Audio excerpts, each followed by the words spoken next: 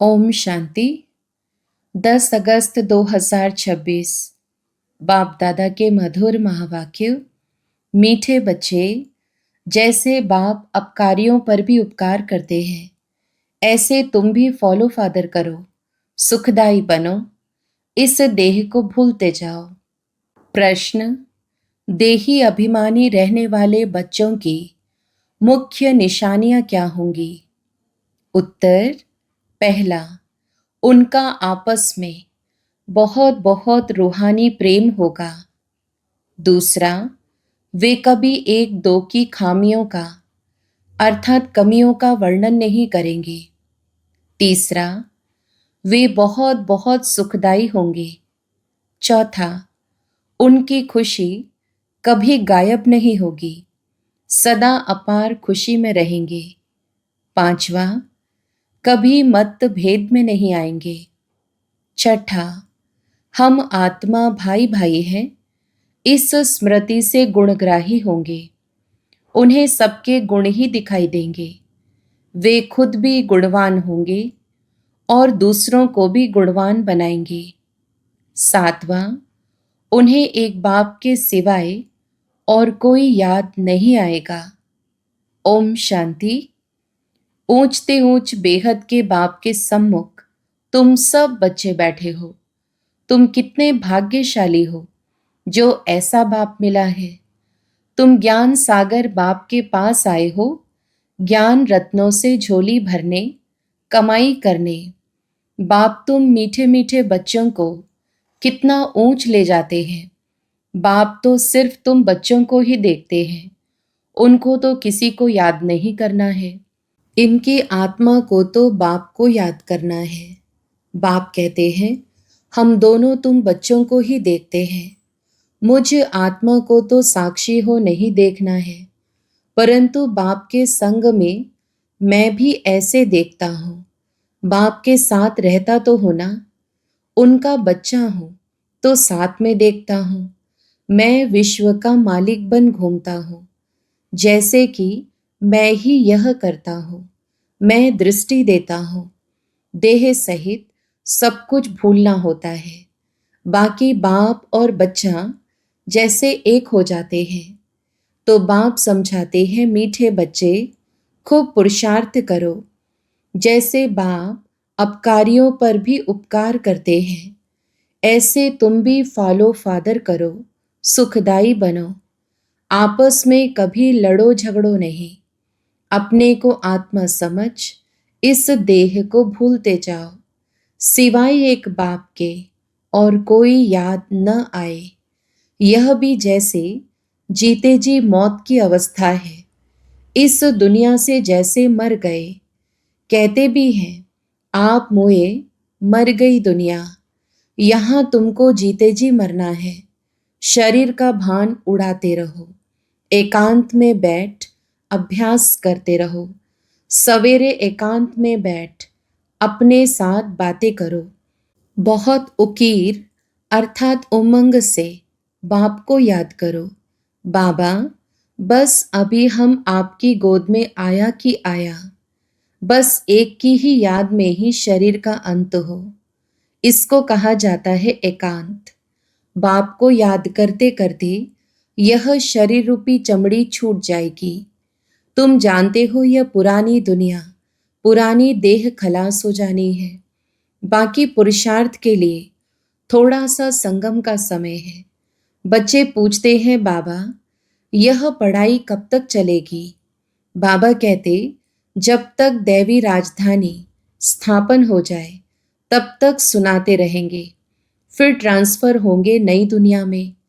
यह पुराना शरीर है, कुछ ना कुछ कर्म भोग भी चलता रहता है। इसमें बाबा मदद करे, यह उम्मीद नहीं रखनी चाहिए। देवाला निकला, बीमार हुआ, बाप कहेंगे यह तुम्हारा हिसाब किताब है। हाँ, फिर भी योग से आयु बढ़ेगी। अपनी मेहनत करो, कृपा मांगो नहीं। बाप को जितना याद करेंगे इसमें ही कल्याण है। जितना हो सके योग बल से काम लो। भक्ति मार्ग में गाते हैं, मुझे पलकों में छिपा लो, प्रिय चीज को नूरे रत्न प्राण प्यारा कहते हैं। यह बाप तो बहुत प्रिय है, परंतु है गुप्त। उनके लिए लव ऐसा होना चाहिए जो बात मत पूछो। बच्चों को तो बाप अपनी पलकों में छिपाते ही है। पलकें कोई यह आंखें नहीं, यह तो बुद्धि की बात है। मोस्ट बिलीवेड निराकार बाप हमें पढ़ा रहे हैं। वह ज्ञान का सागर, सुख का सागर, प्यार का सागर है। ऐसे मोस्ट बिलीवेड बाप के साथ कितना प्यार होना चाहिए। बच्चों की कितनी निष्काम सेवा करते हैं। तुम बच्चों को हीरे जैसा बनाते हैं। कितना मीठा बाबा है। कितना निरहंकारी बन तुम बच्चों की सेवा करते हैं। तो तुम बच्चों को भी इतने प्यार से सेवा करनी चाहिए। श्रीमत पर चलना चाहिए। कहाँ अपनी मत दिखाई तो तकदीर को लकीर लग जाएगी। तुम बच्चों का आपस में बहुत बहुत रूहानी प्रेम होना चाहिए, परंतु देह अभिमान में आने के कारण वह प्यार एक दो में नहीं रहता है। एक दो की खामियां ही निकालते रहते हैं।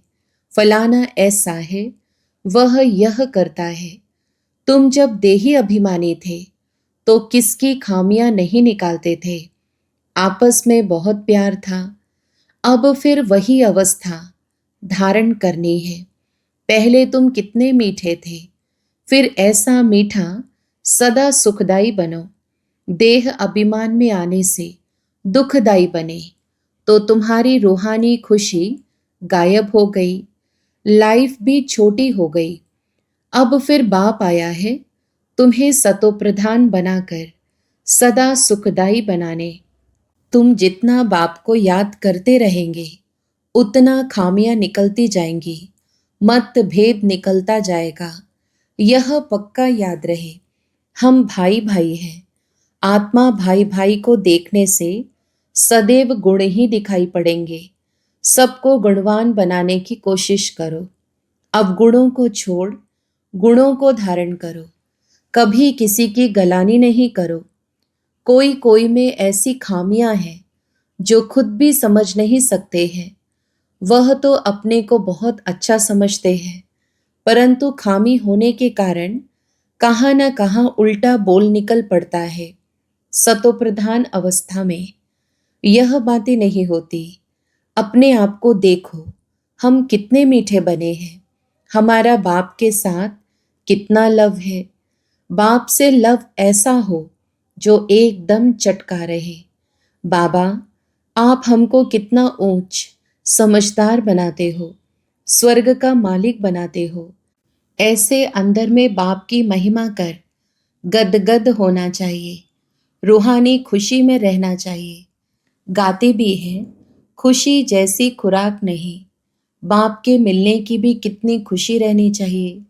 संगम पर ही तुम बच्चों को 21 जन्मों के लिए सदा खुशी में रहने की खुराक मिल जाती है। फिर कोई को किसी बात की चिंता नहीं रहती है। अभी कितनी चिंताएं हैं, इसलिए उसका असर शरीर पर भी आता है। तुमको तो कोई बात की चिंता नहीं। यह खुशी की खुराक तुम एक दो को खिलाते रहो। एक दो की यह जबरदस्त खातिरी करनी है। ऐसी खातिरी मनुष्य मनुष्य की कर नहीं सकते। तुम बाप की श्रीमत पर यह खातिरी करते हो। खुश खिराफत भी यह है, किसको बाप का परिचय देना। यह ज्ञान और योग की फर्स्ट क्लास वंडरफुल खुराक है। यह खुराक एक ही रूहानी सर्जन द्वारा मिलती है। मन मना भव, मध्याजी भव, बस 2 वर्षन्स की यह खुराक है। मोस्ट बिलीवेड बाप से विश्व की बादशाही मिलती है। यह कोई कम बात थोड़े ही है। यह 2 वचन ही नामी ग्रामी है। इन 2 वचनों से तुम एवर हेल्दी एवर वेल्दी बन जाते हो। तो तुम बच्चों को इन बातों का सिमरण कर हर्षित रहना चाहिए। Godly student life is the best. यह गायन भी अभी का है। जितना हो सके एक दो को यह रूहानी खुराक पहुंचाओ। एक दो की उन्नति करो। टाइम वेस्ट ना करो। बड़े धीरज से गंभीरता से, समझ से बाप को याद करो। अपनी जीवन हीरे जैसी बनाओ। मीठे बच्चे, बाप की जो श्रीमत मिलती है उसमें गफलत नहीं करनी चाहिए। बाप का संदेश सभी को पहुंचाना है। बाप का मैसेज सभी को मिलना तो है ना। मैसेज बहुत सहज है, सिर्फ बोलो, अपने को आत्मा समझ, बाप को याद करो और कर्मेंद्रियों से, मनसा वाचा कर्मणा, कोई भी बुरा कर्म नहीं करो। एक दिन तुम्हारे इस साइलेंस बल का आवाज निकलेगा। दिन प्रतिदिन तुम्हारी उन्नति होती जाएगी। तुम्हारा नाम बाला होता जाएगा। सब समझेंगे यह अच्छी संस्था है, अच्छा काम कर रहे हैं, रास्ता भी बहुत सहज बताते हैं। यह ब्राह्मणों का झाड़ बहुत बढ़ता जाएगा, प्रजा बनती रहेगी, सेंटर्स बहुत वृद्धि को पाएंगे। तुम्हारी प्रदर्शनी भी गांव गांव में होगी। तुम बच्चों को बड़ी भारी सर्विस करनी है। तुम्हारे नए नए सेंटर्स खुलते जाएंगे जिसमें अनेक मनुष्य आकर अपनी जीवन हीरे जैसी बनाते रहेंगे। तुम्हें बहुत प्यार से एक एक की संभाल करनी है। कहाँ किसी बेचारे के पैर खिसक ना जाए। जितने जास्ती सेंटर्स होंगे उतना जास्ती आकर जियदान पाएंगे। जब आप बच्चों का प्रभाव निकलेगा तो बहुत बुलाएंगे कि यहाँ आकर हमको मनुष्य से देवता बनाने का राजयोग सिखाओ। आगे चलकर बहुत धूमधाम होगी कि वही भगवान आकर आबू में पधारे हैं। तुम बच्चे देख रहे हो कि इस समय पुरानी दुनिया में अनेक इंटरनेशनल रोले हैं। अब यह सभी रोले खत्म होने हैं। इसकी तुम्हें कोई भी फिक्रात नहीं करनी है। तुम सबको सुनाओ कि इसकी परवाह नहीं करो। अब यह पुरानी दुनिया गई की गई, इसमें मोह नहीं रखना है। अगर मोह होगा, हृदय शुद्ध नहीं होगा तो अपार खुशी भी नहीं रहेगी। बच्चों को अथाह ज्ञान धन का खजाना मिलता रहता है तो अपार खुशी होनी चाहिए। जितना हृदय शुद्ध होगा उतना औरों को भी शुद्ध बनाएंगे। योग की स्थिति से ही हृदय शुद्ध बनता है। तुम बच्चों को योगी बनाने का भी शौक होना चाहिए। अगर देह में मोह है, देह अभिमान रहता है, तो समझो हमारी अवस्था बहुत कच्ची है। देही अभिमानी बच्चे ही सच्चा डायमंड बनते हैं। इसलिए जितना हो सके देही अभिमानी बनने का अभ्यास करो। अच्छा, मीठे मीठे सिकिलधे बच्चों प्रति माता पिता बाप दादा का याद प्यार और गुड मॉर्निंग। रूहानी बाप की रूहानी बच्चों को नमस्ते। हम रूहानी बच्चों की भी रूहानी माता पिता बाप दादा को याद प्यार, गुड मॉर्निंग और नमस्ते। धारणा के लिए मुख्य सार। पहला, बाप समा निरहंकारी बन बहुत प्यार से सबकी सेवा करनी है। श्रीमत पर चलना है। अपनी मत पर चलकर तकदीर को लकीर नहीं लगानी है। दूसरा, संगम पर बाप द्वारा जो खुशी की खुराक मिली है वही खुराक खाते और खिलाते रहना है। अपना टाइम वेस्ट नहीं करना है। बड़े धीरज से, गंभीरता से, समझ से बाप को याद कर अपनी जीवन हीरे जैसी बनानी है। वरदान, आसक्ति को अनासक्ति में परिवर्तन करने वाले शक्ति स्वरूप भव। स्पष्टीकरण, शक्ति स्वरूप बनने के लिए आसक्ति को अनासक्ति में बदली करो।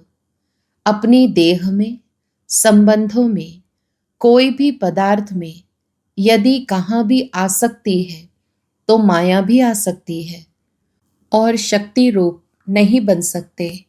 इसलिए पहले अनासक्त बनो, तब माया के विघ्नों का सामना कर सकेंगे।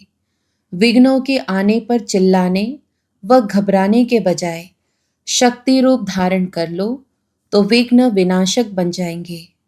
स्लोगन, रहम, निस्वार्थ और लगाव मुक्त हो, स्वार्थ वाला नहीं। मातेश्वरी जी के अनमोल महावाक्य, जीवन की आश पूर्ण होने का सुहावना समय। हम सभी आत्माओं की बहुत समय से यह आश थी कि जीवन में सदा सुख शांति मिले। अब बहुत जन्म की आशा कब तो पूर्ण होगी। अब यह है हमारा अंतिम जन्म। उस अंत के जन्म की भी अंत है। ऐसा कोई नहीं समझे मैं तो अभी छोटा हूँ। छोटे बड़े को सुख तो चाहिए ना, परंतु दुख किस चीज से मिलता है उसका भी पहले ज्ञान चाहिए। अब तुमको नॉलेज मिली है कि इन 5 विकारों में फंसने कारण यह जो कर्म बंधन बना हुआ है, उनको परमात्मा की याद अग्नि से भस्म करना है। यह है कर्म बंधन से छूटने का सहज उपाय। इस सर्वशक्तिवान बाबा को चलते फिरते श्वासों श्वास याद करो। अब यह उपाय बताने की सहायता खुद परमात्मा आकर करता है, परंतु इसमें पुरुषार्थ तो हर एक आत्मा को करना है। परमात्मा तो बाप टीचर गुरु रूप में आए हमें वर्षा देते हैं, तो पहले उस बाप का हो जाना है, फिर टीचर से पढ़ना है। जिस पढ़ाई से भविष्य जन्म जन्मांतर सुख की प्रालब्ध बनेगी, अर्थात जीवन मुक्ति पद में पुरुषार्थ अनुसार मर्तबा मिलता है और गुरु रूप से पवित्र बनाए मुक्ति देते हैं। तो इस राज को समझ ऐसा पुरुषार्थ करना है। यही टाइम है पुराना खाता खत्म कर नई जीवन बनाने का। इसी समय जितना पुरुषार्थ कर अपनी आत्मा को पवित्र बनाएंगे, उतना ही शुद्ध रिकॉर्ड भरेगा। फिर सारा कल्प चलेगा, तो सारे कल्प का मदार इस समय की कमाई पर है। देखो, इस समय ही तुम्हें आदि मध्य अंत का ज्ञान मिलता है। हमको सो देवता बनना है और अपनी चढ़ती कला है, फिर वहां जाके प्रालब्ध भोगेंगे। वहां देवताओं को बाद का पता नहीं पड़ता कि हम गिरेंगे। अगर यह पता होता कि सुख भोगना फिर गिरना है, तो गिरने की चिंता में सुख भी भोग नहीं सकेंगे। तो यह ईश्वरीय कायदा रचा हुआ है कि मनुष्य सदा चढ़ने का पुरुषार्थ करता है, अर्थात सुख के लिए कमाई करता है। परंतु ड्रामा में आधा आधा पार्ट बना पड़ा है, जिस राज को हम जानते हैं। परंतु जिस समय सुख की बारी है, तो पुरुषार्थ कर सुख लेना है। यह है पुरुषार्थ की खूबी। एक्टर का काम है एक्ट करने समय संपूर्ण खूबी से पार्ट बजाना, जो देखने वाले हेयर हेयर अर्थात वाह वाह करे। इसलिए हीरो हीरोइन का पार्ट देवताओं को मिला है, जिन्हों का यादगार चित्र गाया और पूजा जाता है। निर्विकारी प्रवृत्ति में रहे कमल फूल समान अवस्था बनाना, यही देवताओं की खूबी है। इस खूबी को भूलने से ही भारत की ऐसी दुर्दशा हुई है। अब फिर से ऐसी जीवन बनाने वाला खुद परमात्मा आया हुआ है। अब उनका हाथ पकड़ने से जीवन नैया पार होगी।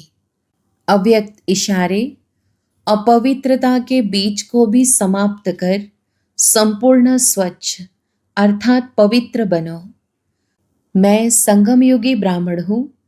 यह व्यर्थ संकल्प अपवित्रता के संस्कार शूद्र के संस्कार व स्वरूप है। ऐसा अनुभव हो कि यह अपवित्रता और विस्मृति के संस्कार जो मेरे अर्थात ब्राह्मणपन के नहीं लेकिन शूद्रपन के हैं, उनको मेरा समझते हो तो माया के वश होकर परेशान होते हो। अच्छा, ओम शांति।